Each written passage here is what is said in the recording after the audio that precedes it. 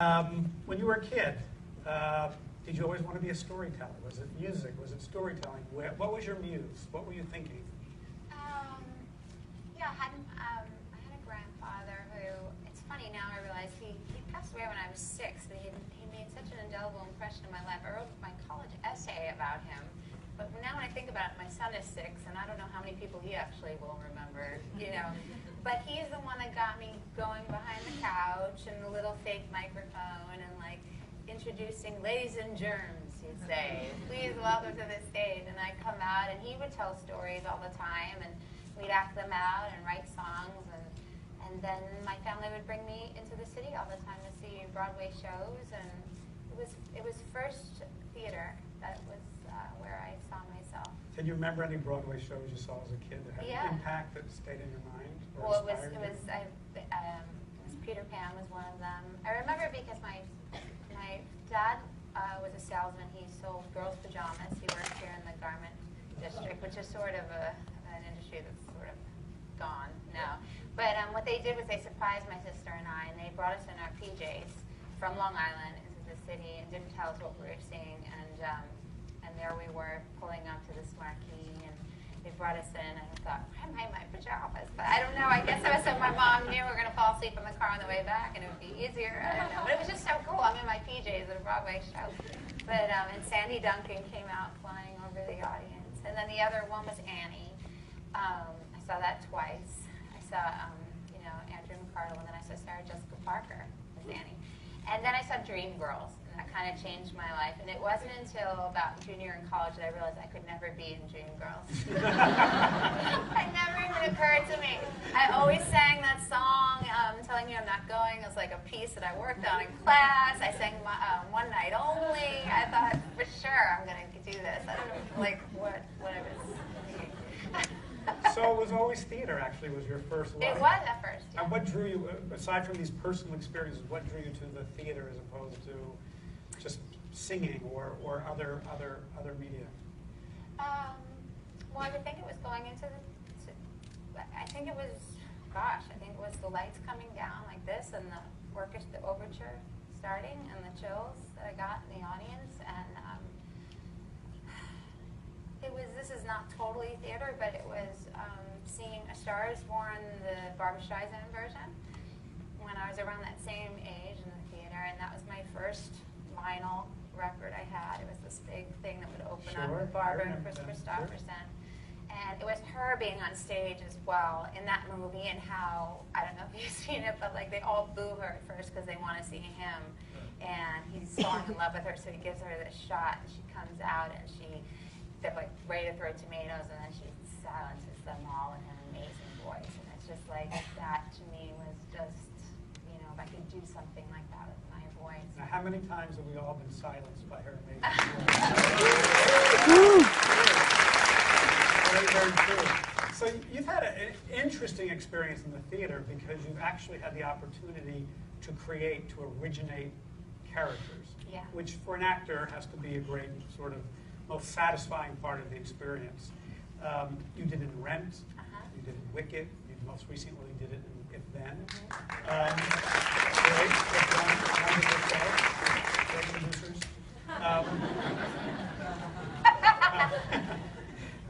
How involved do you get in the development of a character? How can you inform the development of a character? Well, it's funny because when you talk about it because now, you're very shy, so I imagine you don't say much.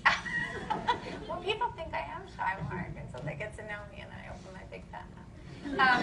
But in retrospect, you have a little success. You're up here talking with Marc Platt, and this kind of scenario, it sounds like I got to pick and choose these amazing collaborations. But I was, singing at weddings and bar mitzvahs since the time I was 16, and then through college to pay my rent. And Rent came along. I had a boyfriend who was working at an acting agency. He faxed my resume kind of secretly through to Bernie Telsey. I got in. They were looking for unknowns, and there I am in this show, and it's a show in its early incarnation, and the composer wants to work with us and develop it around us. So I had this wonderful experience that we can get into in more detail.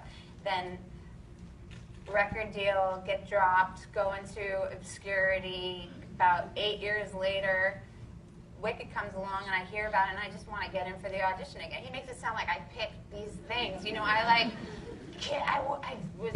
went in and auditioned again, and I got out of there and I cried like I hope they hire me. It wasn't like, you know, I want to do that, you know, Oz thing and work with Stephen Schwartz. It was, you know, I kissed a lot of ass.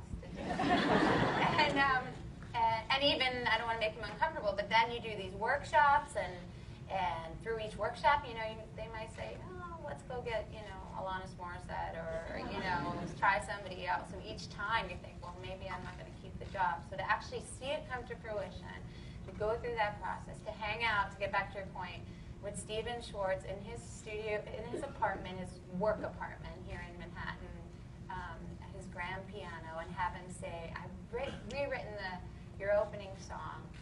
Come hear it. Let's listen to it. The key, the this, the that, and they sort of like, they get inside you. They get to know you and your impulses and your inflections and the way you speak and the way you sing. And all of a sudden, it makes my life easier because I don't have to work so hard. It's sort of the chicken or the egg, you know, like what came first. And yes, I'm creating a character, but it's in such a nice incremental way that before you know it, it's you, it's there, it feels organic.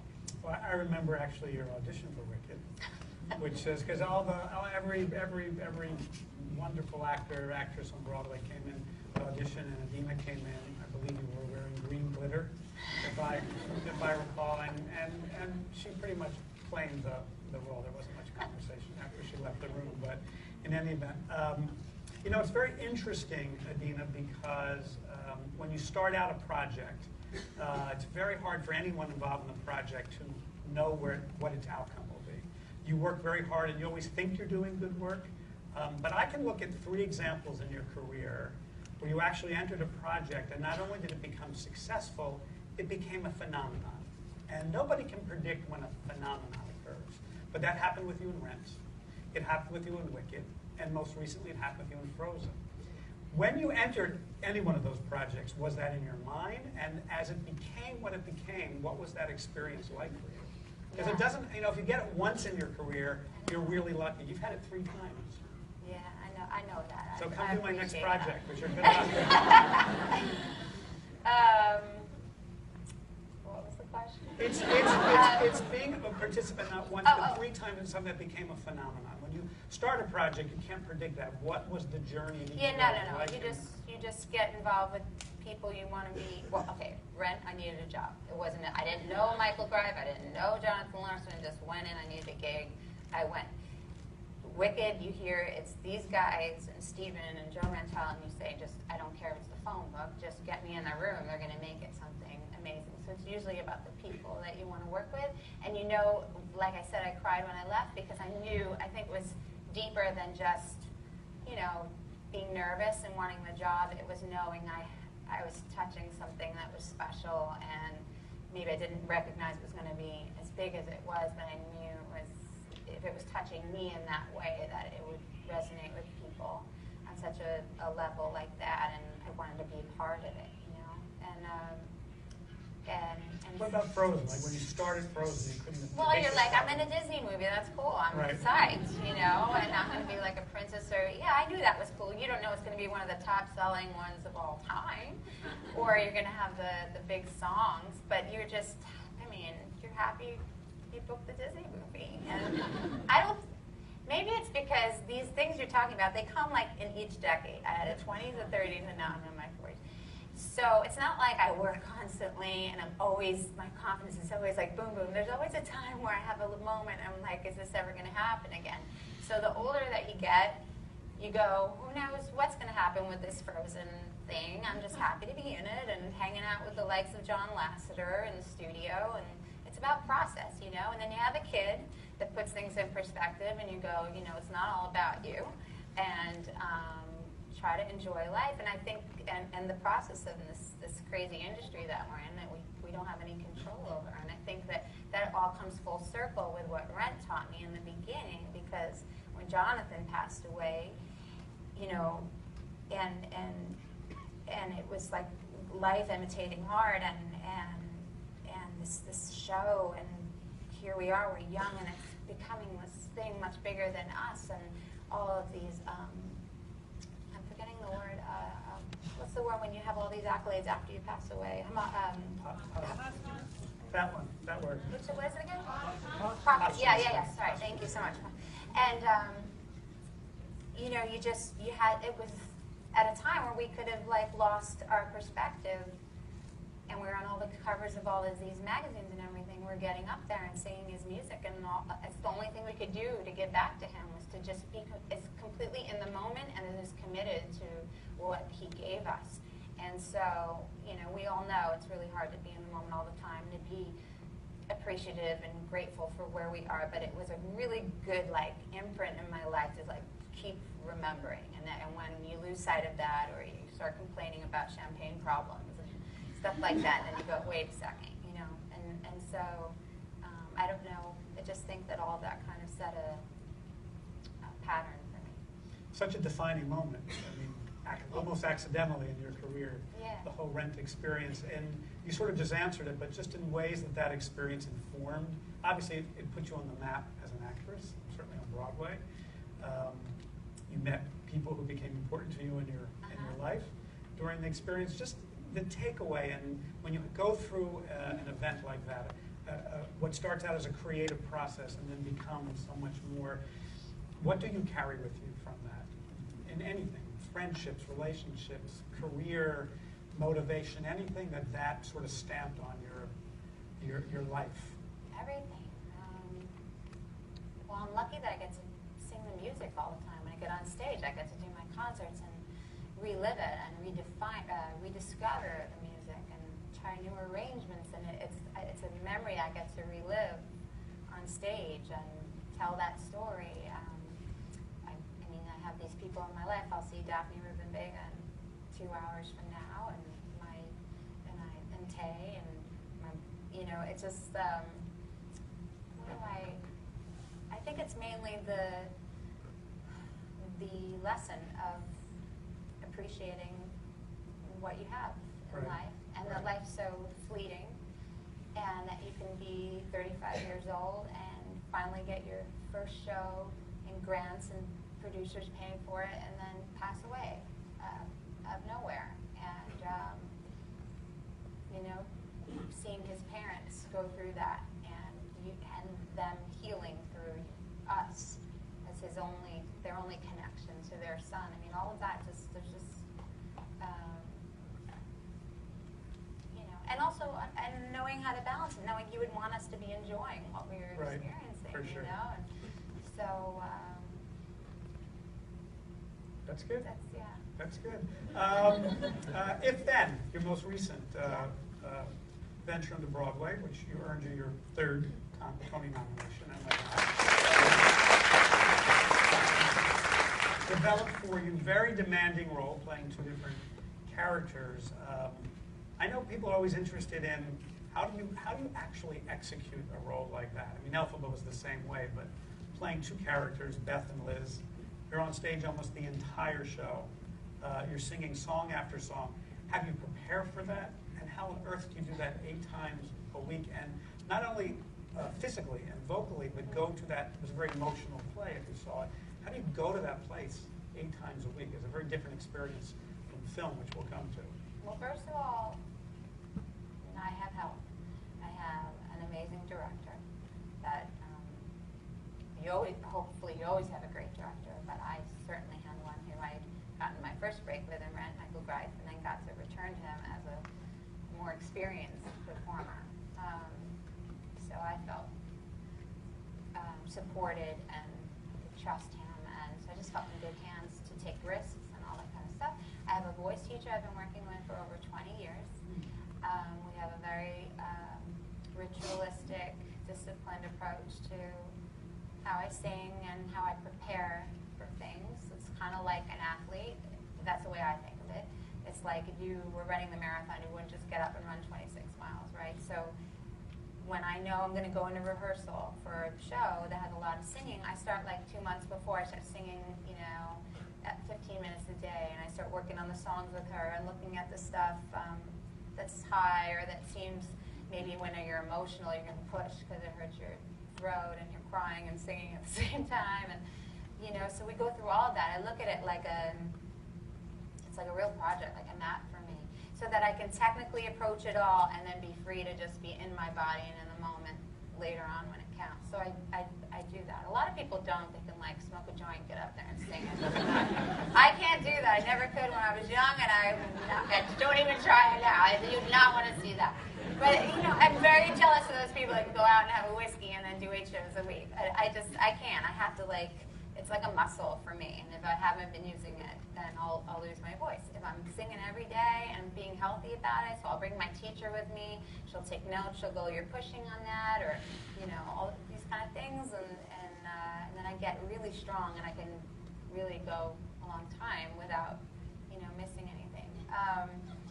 What was the other part of the question? Well, going 8 times a week, both the physicality of it, but also the emotional journey to go to that place. It's funny, I was just reading, did you read was it Vanity Fair, the Meryl Streep story with Dustin Hoffman about Kramer versus Kramer? I haven't read it yet. And they were so different, at least from this article, in the way they worked.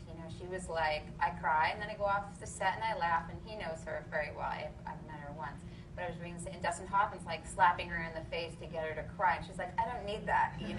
I can do it. I'm trained, and then I can go off and have fun with the crew. So it's 2 very different, and everybody has their own process. I feel like, especially 8 shows a week, it starts to become muscle memory. And you just you're in it. You feel all that stuff, and then you get off and you let it go. That's for me. It's so unfair. It's just a very ordinary saying that we've all used a million times, and now I can't say it ever without having a funny response.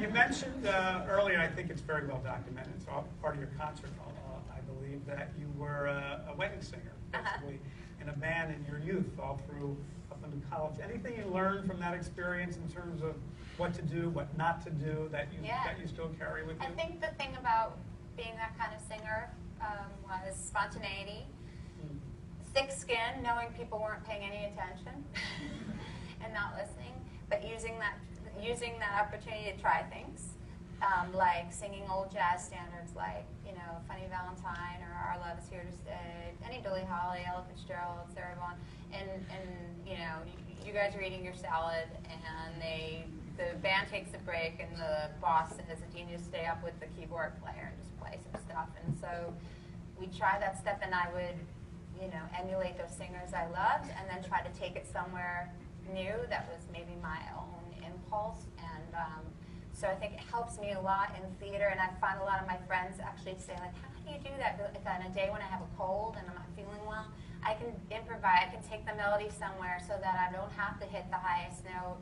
And I'm comfortable with it. A lot of people, they have to practice a million times before they change anything. And I'm comfortable with finding a new melody or a new thing to do to keep myself sane and try new things. But also if I have to, which was another process thing with my teacher. I was just telling, your son was asking me about it. Like if you're not feeling well, right, I give myself an A, a B, and a C show, which means I have if I can't hit the highest, most acrobatic notes because it's that time of month, or I have a cold, or I had a big fight with my ex, whatever it is, I didn't get to sleep because my son, was up all night. I have the B show, which is like a really beautiful version of the show, and maybe doesn't hit the highest thing, but nobody would know, usually because it's original musicals. They don't know what it is. And my teacher would always say, don't feel like you failed, like I'm not singing, like do your best version of that and feel good about that. So it takes the pressure off me, and then I end up always find something new because as soon as I change a little something in 8 shows a week, it like jars you, and you go into this new cool place emotionally or vocally or whatever. So I really recommend that. Well, speaking of music, and we're talking about storytelling, among the many careers you have is, of course, a recording career, a concert career, and songwriting career. And I'm curious about that process. For example, writing a song. How does it enter your head, your mind? How does that collaboration work? I don't enjoy it that much. I find it I like to collaborate. I like to be in the room with another great songwriter or producer. I like to give them the kitchen sink. They start playing some music, and I like to sing. I can sing melodies for days. I come up with titles and lyrical ideas, but I'm really not good at making decisions. I don't know, like, was that like the hooky thing? Was it going to sell tons of records, or is it not? I just want to be with someone that goes, that was awesome. That was, get rid of that. And I also don't like writing all by myself. The idea of like completing a song, it's just too much pressure for me. So I have to say, I'm not, and I've never had a hit song that I wrote. So to be up here and act like I'm this great songwriter, I'd just be a fraud.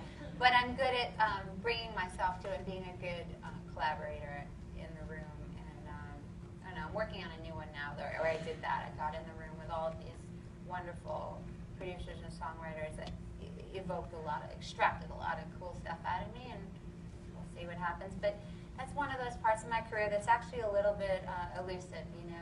For a long time, being a theater person and trying to have a pop career was like, forget about it. I'd walk into a room and people would be like, you're going to sing like, whoa, like Ethel Merman trying to have a pop album. I'm like, that's not me, And now things have changed. Glee's helped. A lot of like musicals are more accepted and cool, and so it's helping. But Let It Go is like the closest I've come, and it has a bridge with the lyric "Frozen Fractals" in it, which is not a very pop, current, contemporary sounding. So when I heard that on the radio, I was like, "What? This breaks all rules that anybody ever said I could ever do." So I stopped chasing and trying to figure out what's the right pop sound, and I just get in the room and I do it. And if I hit it this time, fine. If not, I wrote a bunch of songs that really mean something to me and that I'll enjoy singing on stage. That's really interesting, because one of the challenges of being so multi-talented is there isn't a particular niche to put you in. Sometimes it's easier when you do a certain thing a certain way, and certainly vocally you run the gamut from legit to pop. I think that's my gift and curse. That my versatility has always made it difficult for producers and people to figure out. So, I'll go with one producer and they'll go like, I love this low-end, sexy alto part of your voice on the mic, and we'll do this whole thing. And then it's like, you didn't use your money notes, and that's what people want to hear. And then the record label goes, that sucks. And then I go in and I try to do something with money notes, and then the people are like, you sound like you're showing off. Be intimate. Tell a story. It's like, so I went through that. I still go through that. The only good thing about it now is that I've cultivated a live career, performance career, where I can get on stage, and there's not that much cohesion. There's like, I got Broadway shows and pop music and things, and I do an Ethel Merman medley, and then I sing something from Rent, and then I do Creep, Radiohead, and I stopped worrying about it all making sense. It's like, these are all who I am, and different sides of me, and different experiences I've had in my life, and music that I love to sing, and thankfully I'm at the point in my career where people will pay to see it. But for a long time, it was just like, who are you? Who do you see yourself as? What artist do you compare yourself to? Well, that was going to be my next question. How do you go about fashioning a concert? And you really just answered the question by being yourself. Anybody here seen Idina in concert? It's really remarkable, and what's so unique about it really is that you found a way to be yourself. And what's great, what's most interesting about an artist like Idina is when you can your uniqueness can come through in a world that's very much sort of segmented and branded. It's that way in the theater too. There's just the roles you have played have represented perfect marriages of actress to role, and there's something that is just inextricably bound up between you and the character. So you brought that to your concerts as well. I'm not afraid of making mistakes anymore in public. Because they're usually really helpful. They put the audience at ease, and they give me an opportunity to say something funny and find something new.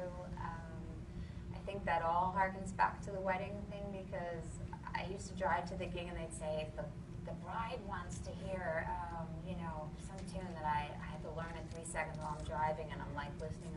I'd go up there and I'd just fake half of it. Then, like, I phonetically sang some lyrics that didn't even make sense, but they're not really listening anyway. And it was like, so to be kind of like, not perfect became something that was okay, and I thought at first, like, well, that's not good, you know, you need to, and in Broadway, a lot of times it's how perfect can you sing, how much vibrato, how long can you hit the note, how high, and I stopped worrying about that being what defines you makes you great, and that if you can just be authentic, which mistakes are authentic, that's the people's way into you, and that's what gives people chills, not the most perfect note that you hold with the most perfect vibrato to the back of the room. Did you ever try something concert-wise, a song or medley that didn't work the way you wanted it to, or something that you didn't think would work that became like so popular in the? I mean, there's stuff I didn't think went over that well, but I don't really remember.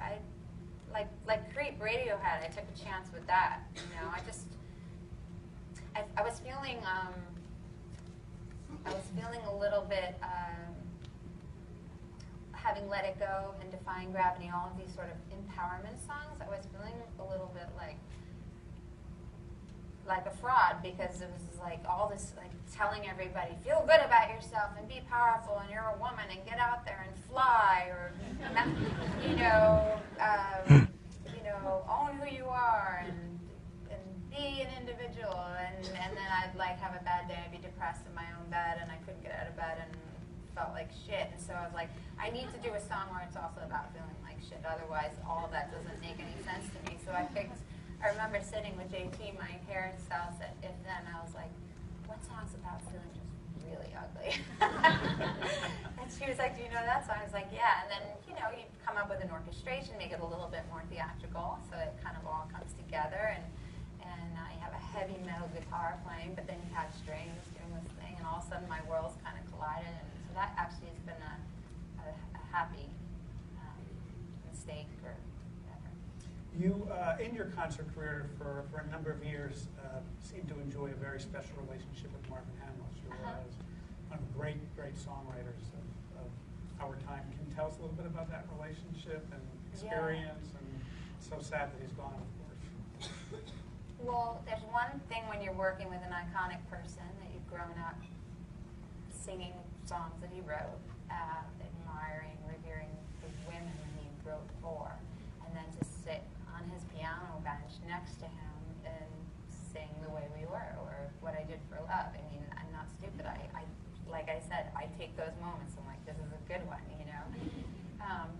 There's also two Jews at the Catskills, pretty much. It was very, like, once we met, we were just I was very comfortable. You know, he was like, we were just, he was, you know what it was? I was doing a lot of concerts with these big pops, orchestras and everything, and I'd come on, and they are very about being perfect, and the conductor and everything, and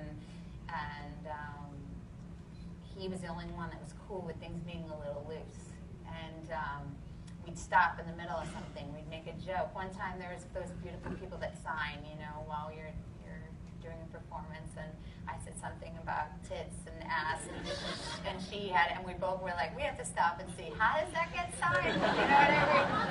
So we just had the same approach to things, and he had great stories, you know, and so I miss him. I'm sure you do. So music, theater, you've also, of course, appeared in front of the camera, both on film and television. Let's talk about film a little bit. Done a number of films, like Ask the Dust, Robert Town. A little bit, Mark. No, but you That's have. embarrassing to talk about with you here. Enchanted, I don't like people this saw many Enchanted, things. a great film. And of course, the Rent film. But what's interesting is what I'm sure we'd like to know is the difference in how you build a character and how you act in front of the camera than when you're on stage. They're very different experiences, and just how much you enjoyed it, didn't enjoy it, the challenges that. Well, I like the change of scene. I mean, 8 shows a week, as much as it's amazing, and being in shows that are successful and run a long time, it's incredible, but it's also a grind, you know. By the time you leave after a year and a half, it's nice to go into a different world, a different medium, and try something new. So, you know, I don't find it always so different. Maybe it's because I like the community of theater that I seek it out on the set as well. It's I don't like being a guest star where I come on just for 2 days and I don't know anybody. I like doing the movie of Rent because I had a good role and I was there for 2 months and got to hang with the crew and ask questions of if my Marc is here and where's the camera, and like you can learn because you feel like this is my home for the next 2 months, whereas when you're kind of a guest, you don't want to get in the way and take up too much time. So, I mean, yeah, I'm still learning, and I always try to ask a lot of questions. How big is my face, especially if you're singing in a film, because a lot of times you fake that, because if you sing with the same, if you sing for real, big note, like a belting note, but the camera is this close, they most certainly will tell you, I can see your cavities. It's not, you don't look attractive. So fake it if you're usually lip syncing to something, you know, and just like, so I could be singing like, if I was in the Wicked movie, which I probably won't be. I didn't mean to put him on people the would like Idina the I don't mean to put him on the spot. I'm going to be way too old by the time he gets it done. But unless he CGI's it, and he knows how I feel about that, I really want him to do that. But the point being that if it was you know, I'd probably have to go like so I look pretty, but it's really weird how it works out, and I feel like such a fake. But on Glee, I learned that a lot. Michelle taught me a lot. She didn't move her mouth that much, but it looks real on the camera. And I'm like, but we're not singing, you know? And she's like, you don't want to do that. It's not going to look good, you know? Was that fun, the Glee experience? Yeah, both. Like I said, it was a bittersweet. One, because the gig came in 3 months after I popped the baby out, so I felt fat as all hell, and I was Leah Michelle's mom. Like, could I just be her older sister? I mean, she wasn't as young as she was playing, you know, so it was like, really, I'm her mom, and so it wasn't good for my ego, I'll be completely honest, and, you know, but I was happy to be there and work with those people, and yeah, it was cool. But I had to get over myself a little bit. That, you know, you've done, when you think about theater and film, and television and concerts, you've sung at the White House, sung at the Super Bowl, you sung at the Oscars. That wasn't you, that was Adele. Right. How did you feel about that whole experience, by the way? The best thing that ever happened to me. It was great. I mean, the honest truth, right when it was happening, I was like, what the fuck did we just do? And I had about 8 seconds before the intro, but you know, the orchestra's playing live. So it's like, you know, it was like, oh my God, I finally made it this big. They just fucked up. The song is coming, hurry, get over yourself. You're so vain and conceited. Just go, sing. Like Meryl Streep is there. And that's the whole thing that went on in about 8 seconds to just get myself back in the zone. Because I had meditated about this moment. Like, I want to enjoy it and breathe and sing to my son, make it about him and not like, oh, George Clooney sitting there, you know. So, and then he fucks up my name. And I was like, so I had to like get back my focus really fast, you know. Well, it certainly was the highlight of that evening, It was, for better or for worse. And yeah. John's such a lovely guy. He's but so such an sweet and honest, emailed he and felt flowers, terrible, and so. yeah, it was the best thing that ever happened to me because all these people, really not from the theater that didn't know me now, were like, who's the girl? What's her real name? You became a household name, just the wrong name. Exactly. And the one thing some reporter said to me once was, you know, it's actually nice because it's not that he messed up your name, but all the people that know you that were rooting for you were upset because they're like, you know, it was sort of I should appreciate the support that I was feeling from people about that. So that's how I changed it. Well, you've done all of those things. What are there other opportunities, are there characters, are there experiences on your bucket list that you haven't, you know, as you go into the next chapters of your life that you think or have thought, I'd like to try that or do that or stretch these muscles or something different, or is it just what comes, you react to what comes in front of you? Yeah, I really feel, you know, at peace with where things are in my life.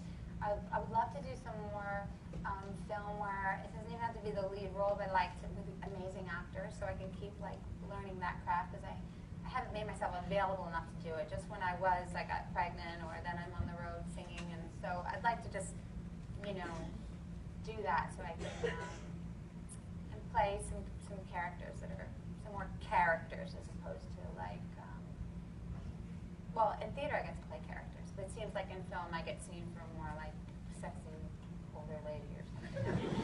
I like Ask the Dust, which nobody saw because it was a real grungy, wounded character and a period piece and something completely different.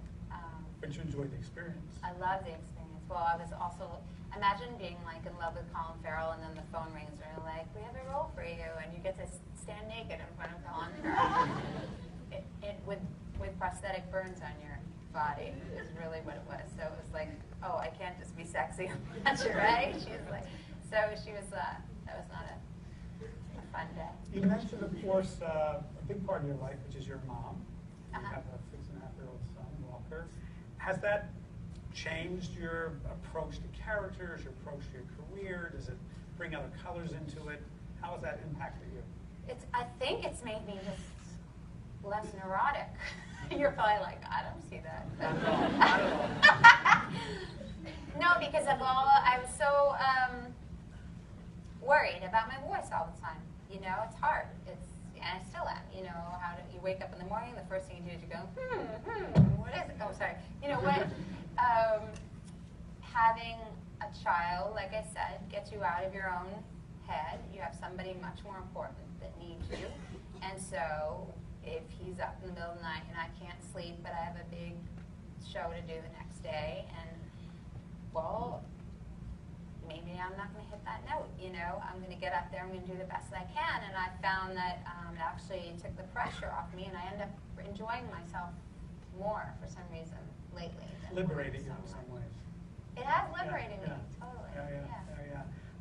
Well, let's just say that, because I know you're a very devoted mom, and we all know that Broadway and Hollywood can be a challenging environment. Let's just say a producer, like me, saw your kid and said, oh, that kid is adorable, beautiful, he dances amazing. Why are you saying this in front of them? I'm just asking the question, and said somebody like myself came along and said, how about putting him in a TV series or a movie? What would you say? No, I say go I tried.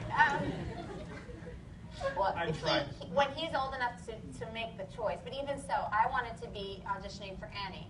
And I remember in backstage it said you can't be taller than 4'11". I was like 4'10", and I ran into my mom and I was like, I'm gonna be too tall, let me audition. She was like, you're not allowed to act as a kid. When you get to college, I'll let you do it, you know? And it was because we saw some girl got yanked off the day camp bus to go to a commercial audition in Manhattan. She was hysterical crying. She just wanted to go to day camp and play volleyball, you know, and swim. And it made this impression on us. And I fought my mom tooth and nail.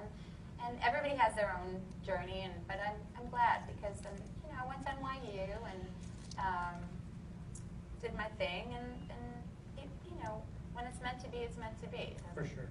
For sure. I just don't want him to grow up too fast. Well, speaking of speaking of kids, and you have invested a lot of time telling a different kind of story, just being a performer, which is through your foundation, A Broader Way. Oh, Which is really wonderful charity. Can you tell us a little bit about what incentivized that, what it means to you? And yeah. Well, I was a summer camp kid. I went for about 6 years up in the Catskills. That's probably why I made that joke. And I loved it. For me, it was an escape. I didn't really like middle school very much, and who does? you know, like I didn't. You can redefine yourself when you go away for the summer and make new friends, and also like found that I was a real leader at camp. And so I always thought I wanted a camp. But then through these roles I was playing and the sort of path I was taking where all the roles were about these girls, resonated with young women and finding their voice and their power.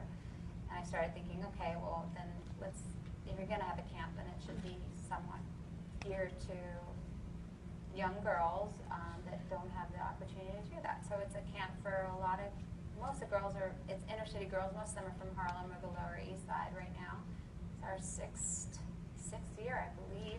This summer was the 6th summer. I might be off on it. And we started with 30 girls.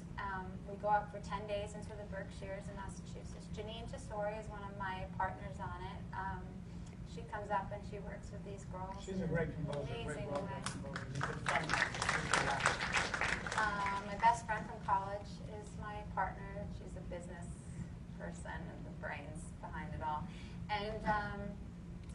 And we go up there, and it's we sing and dance, and I mean it's a performing arts camp, but it's not like everybody kicks their leg up to here. And it's just that we auditioned 30 girls the first time, and we took all of them, you know. And now we just find girls that we think would really benefit from this experience. And what I love most about the camp is that we really encourage them to write a lot. They journal, they do poetry, they choreograph their own things, they write songs, and then we make this recital at the end that's sort of based on all of their own work. And the day they come back to meet their parents with all their bags and stuff is usually at a theater uptown, and they perform this concert for their parents, and their parents see them in a way that they've never seen them before. And the girls have such an ownership and a pride over this beautiful production that they've put together. And so I'm really proud of it. As well you should be.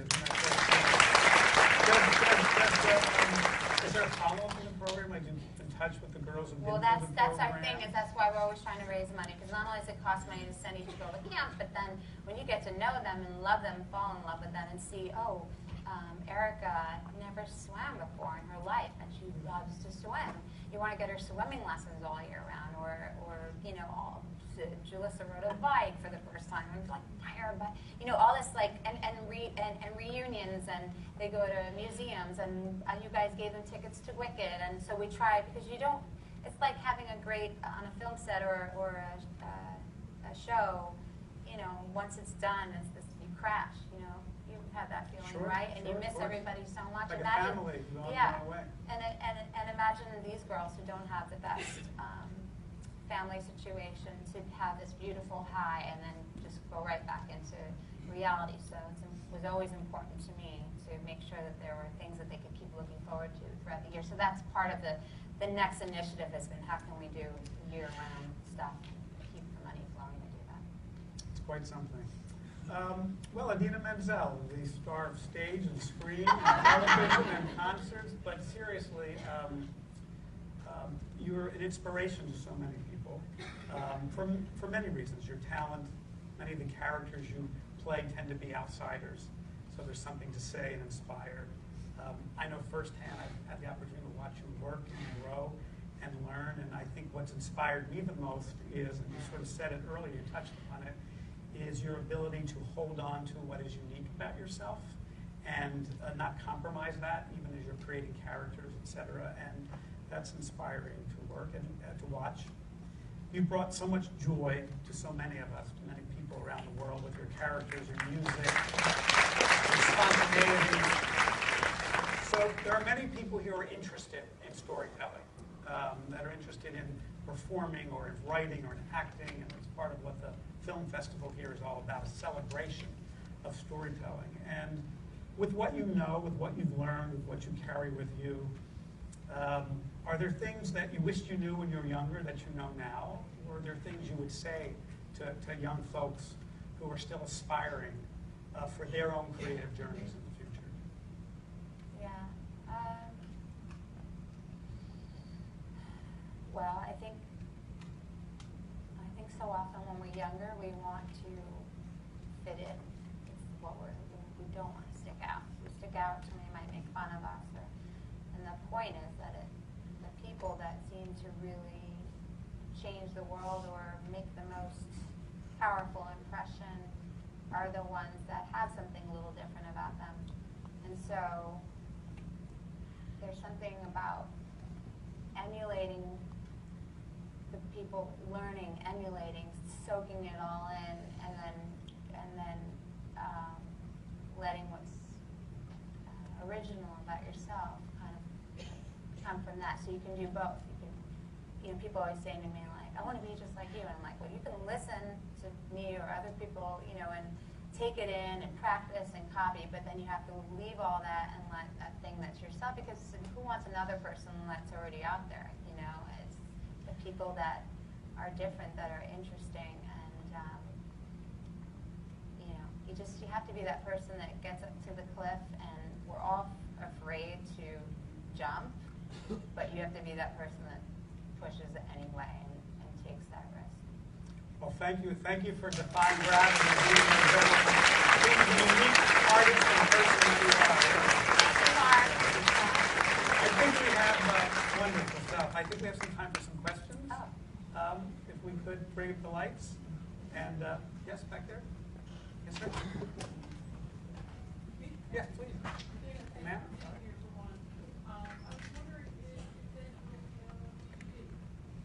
If then? Yes. We didn't film I don't think so. No, we didn't. But it's on tour now, so we can show you a schedule and you can fly and see it. We can come to your house and do it. Go ahead. Yes, please. Traditional versus non-traditional casting. There is controversy with Hamilton that perhaps white actors should not apply for the roles because they wanted ethnic performers. And I just want to know, what are your thoughts? Do you believe, for example, you could play a Cuban diva? Or do you, First of all, I cannot roll my R's. It's a genetic thing. I'm one of those people, and I found it is a genetic thing. It's not like, because people go, no, come on, I'll get you to roll your R's. So I'll never be able to play a really great Latin woman, unless they dub it in. But no, yeah, that's a hard question. I think if you're a great actress and you can, and we can believe it, and there's a balance. What do you think, Mark? That's a very tough question.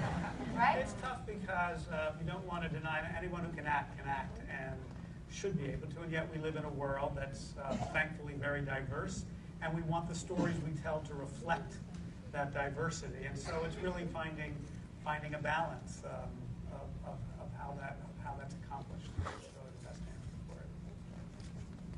Yes. Oh.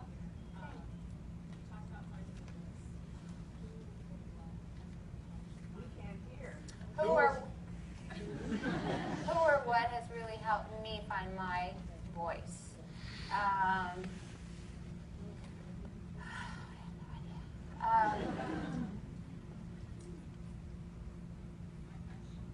Well, I've listened, the women that I've listened to that I admire are Barbra Streisand, Annie Lennox, Aretha Franklin, Chaka Khan, all for different, Joni Mitchell. So some are for the songwriting and the lyrics, and some are just like Chaka Khan knows how to belt and it sounds effortless, so I tried to copy that for years just so I could understand what that does in my body, that kind of thing. To find my voice is like my style, and I don't know. That's what it's hard to put a finger on that. I know that, my mom keeps coming to my mind as far as someone that just pushed me to be myself and not give up on myself. But I have a hard time putting words to that. Sorry. Go back there. Hey, Idina, thanks for the wonderful talk. You're so honest. It's amazing. So as a New York-based successful artist, what's your message to other New York-based artists who want to make it? Everybody keeps saying go to LA, and I love New York. So what's your message? And a second quick question would be, as a mother and a storyteller, what's your son's favorite story that you tell? Okay, so the first one, this one I know the president, he can field 5 parts of a question and remember them all. I'm not going to remember, but you remind me. So the first one was New York, LA, that whole thing, right? I think just study, find great teachers that you love, whether they're here or they're there, and where you feel at home. There's plenty of people that have been in New York and audition, they are on tape, and they get a job in LA. Don't let people tell you. I think cream rises and hard work really, it doesn't matter. So if you're happy here and you have support here, you can do theater here, and everybody in LA really respects us people here that do theater, they really do. Or be there and, just keep working hard and try to surround yourself with people that believe in you. So it doesn't matter. And my son, he likes the story of how he was born. He likes to hear stories. He likes to hear stories of mommy when she was bullied by this girl named Sarah, who put gum under my car handle door when I got a car when I was 17, and why did she do that? He likes to hear like real stories about me and how I like overcame. How about over here somewhere? Yes, back there. Yes, please. Okay, thank you. Hi. I started my own Thank you. Yes? Better? Okay, thank you. I started an intergenerational group that pairs senior citizens with people mostly in their 20s and 30s. We go out and do stuff. A lot of my my senior citizens are singers and actors, and a lot of them are encountering a problem where now that they're in their 70s or 80s and still working and very talented, they're only getting auditions for roles as a grandma or in like a menopause medicine commercial. I feel like that's changing a little bit, but not quick enough to accommodate these wonderful people I care so much about. So I'm wondering if you have any advice for these people. Oh God, they'd be the one that would give us advice, right?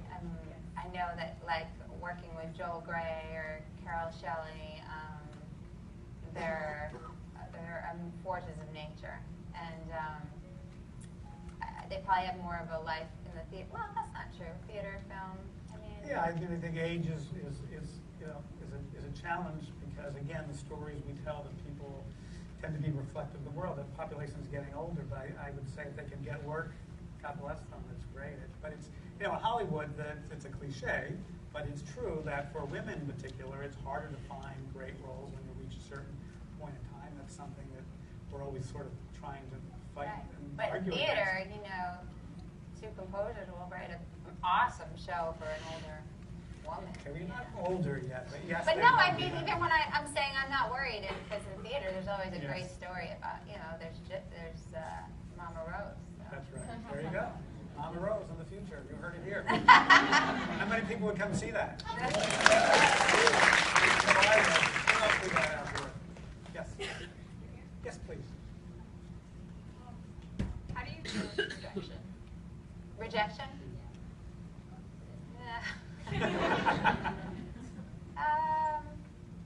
Not well.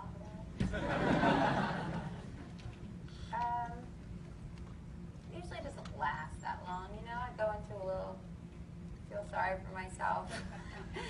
and then you get over it, you move on, I think it's about like acknowledging it sucks. I wish I got that. I'm not good enough, like acknowledge all that stuff and then go be around people that you love, and live your life. And then time heals everything, right? The next day something else comes up. And you also realize, having been on the other side when we auditioned some people in Wicked and I had the role, it's really helpful to be on the other side of the table because you see some incredibly talented people come in that will be stars in their own right, but they're just not perfectly right for something. And you see it and you go like, now I know. Sometimes I can be amazing. I'm just not right for that role. So that helped me a lot. Very good. I think we have time for like 2 more questions here. So let's go on this side, and then we'll go on the other side. Yes. I like your T-shirt. You're wearing a camp T-shirt for my camp. Hello? Yeah, there you go. Idina, I just want to thank you because your music and listening to you and seeing you live has pretty much saved my life, just inspiring me. But my question is, when is your next album going to come out? Good. I think soon. I think I'm getting there. I don't know. Don't hold me to it, but maybe I think in the fall. Our last question. Yes, come right over here. Yes, please. Hi. Hi. This is that moment when you're like on the bench with Marvin. That's my moment right here. So I've been doing theater for years, and I really admire you.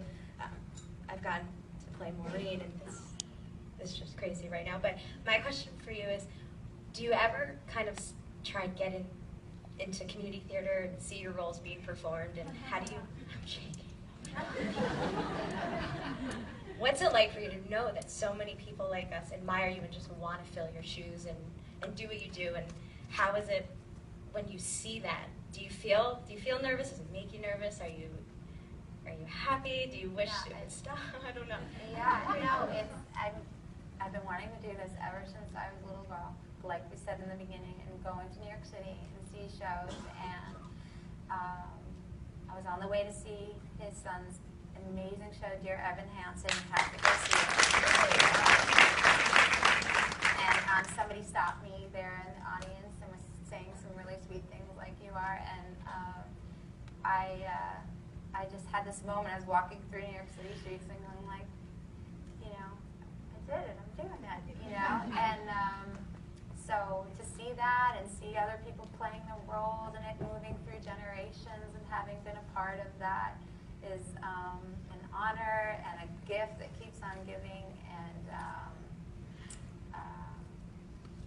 I'm incredibly grateful. Ladies and gentlemen,